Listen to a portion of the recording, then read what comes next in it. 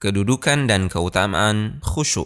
Khusyuk dalam konteks ibadah memiliki kedudukan dan keutamaan yang mulia di mata syariat. Hal tersebut bisa terlihat dari beberapa sisi berikut ini. Pertama, khusyuk adalah karakteristik para nabi dan kunci terkabulnya permintaan mereka kepada Allah. Sebagaimana firman Allah yang artinya, "Dan ingatlah kisah Zakaria tatkala ia menyuruh Tuhannya, 'Ya Tuhanku, janganlah engkau membiarkan aku hidup seorang diri, dan engkaulah sebaik-baik zat yang kekal.' Maka kami pun mengabulkan doanya, dan kami anugerahkan kepadanya Yahya, dan kami jadikan istrinya dapat mengandung. Sesungguhnya mereka adalah orang-orang yang selalu bersegera dalam mengerjakan perbuatan-perbuatan yang baik, dan mereka berdoa kepada kami dengan harap dan cemas, serta mereka adalah orang-orang yang khusyuk kepada kami." Kedua, khusyuk adalah perintah Allah kepada orang-orang yang beriman dan merupakan karakteristik pembeda antara mereka dengan orang-orang yang berhati keras lagi fasik. Allah Subhanahu wa taala berfirman yang artinya, "Belumkah datang waktunya bagi orang-orang yang beriman untuk khusyuk, tunduk hati mereka ketika mengingat Allah dan mendengar Al-Qur'an yang turun kepada mereka? Dan janganlah mereka seperti orang-orang yang sebelumnya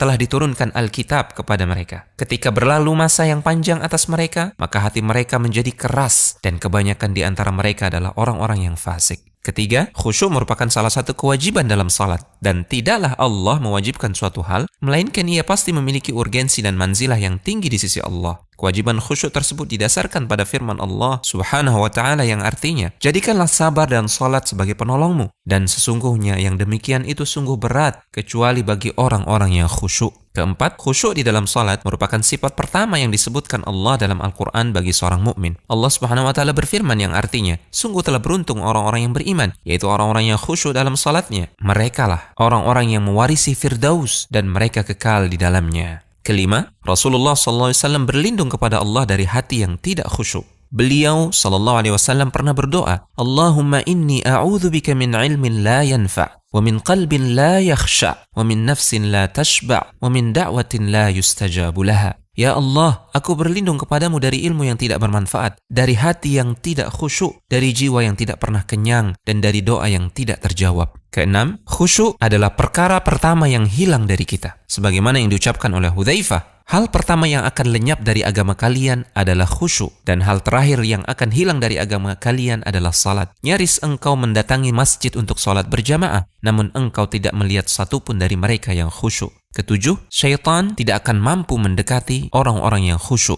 Sahal rahimahullahu ta'ala berkata, "Man khasha'a qalbuhu lam yaqrab minhu syaitan." Barang siapa yang memiliki hati yang khusyuk, maka syaitan tidak akan mendekat kepadanya. Al-Hujjah.com